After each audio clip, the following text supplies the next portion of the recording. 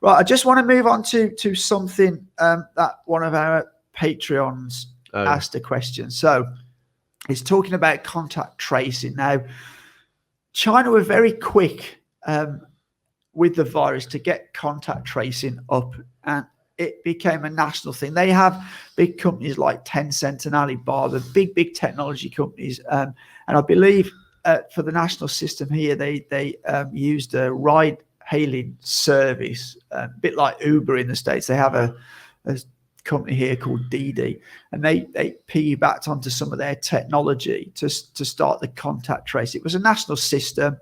I believe it was used by GPS. They also had another system which was a partnership, between the mobile phone companies using the GPS data. And I see that was one of the biggest factors in actually controlling the virus, because what they're able to do, as soon as they found somebody with it, they were very quick to contact trace all the contacts through the various systems they had, through central databases, and then isolate those people, quarantine the people. Now, it seems as though that other countries want to do this, and it seemed to be the way that this virus can be brought under control and stop it spreading in the community. But the other countries outside of China are turning away from this simply because they're fearing privacy. You know, there's a lot of people say, oh, we don't want the government knowing our whereabouts and that. So they go into a more local sort of system. And I don't really know if that local system will work. I'm not familiar with all the technicalities of it, but it works on a Bluetooth thing. So you've got to be pretty close. Whereas the national system here in China, that there was a sort of central, each province had a system, but I think there was also then a central system, which was based on top of Alibaba's platform with Alipay. And they had some AI that changed the codes from red to green to orange. If you come into contact with a person who was confirmed to be a carrier, your code may then turn orange, because they've got this national kind of database. It assessed the risk of areas you travel to. If there were higher risk areas, it might change your code to orange. Whereas with bear in mind, everyone might not know what the code is as well. So the health code you're talking about is in China. If you do want to visit somewhere, some places are more relaxed than others, but especially if you're going into somewhere that's busy or a tourist destination, or you're trying to travel between provinces or something like that, you do need a health code, which is a QR code, a sort of third-party app within WeChat, where it will use this algorithm to show if you have been in contact with someone who's been infected, or you've been infected yourself, or you've been to high-risk areas. And then but it seems the sort of Western model is this very sort of local sort of contact tracing, where actually the central government won't know of areas of outbreak. It will be much more of a localized thing, and that's really down to that. I believe it's Google and Apple are developing this, and they spoke to a number of government agencies in many different countries while they're developing this, and it seems that those countries didn't want a centralized sort of database because they feared the population wouldn't accept the government knowing their whereabouts, which I actually think is crazy, really. I'd rather have the government knowing my whereabouts if it's going to potentially save my life or other lives.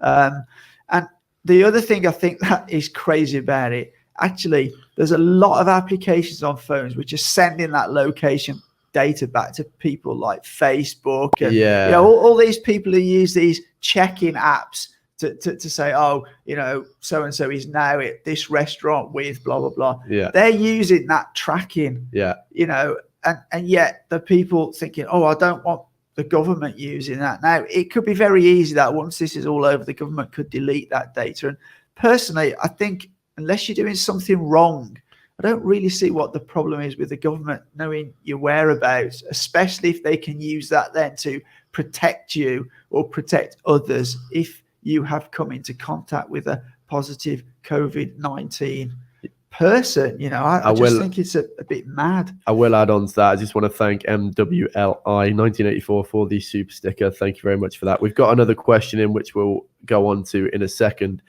I just want to say that it's strange. This it's weird because I can see the other side of it. Like these people that are all about this privacy, no matter what, sort of.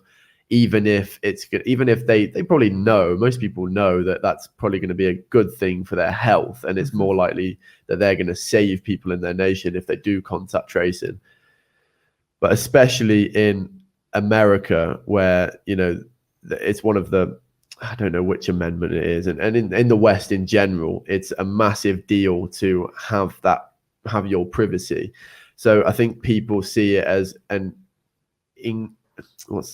encroaching on your rights, taking away your rights. What was kind of funny here actually is, like, before this COVID-19 pandemic broke out in China, many Westerners thought that the government tracked all Chinese citizens wherever they went. So if that was the case, they wouldn't have needed to develop these apps. But it was blatantly obvious that once this broke out, the Chinese weren't tracking everybody because they didn't know where people were. That's why quickly they approached people like Tencent, Alibaba, Didi. So look, get together. We need a contact tracing app for pretty much. Obviously, it's not going to cover 100% of the population because there probably are a few older people who don't have mobile phones and stuff like that. But most of the population have. But they went to these. But the difference here is that they got it up and running very, very quickly, which I see that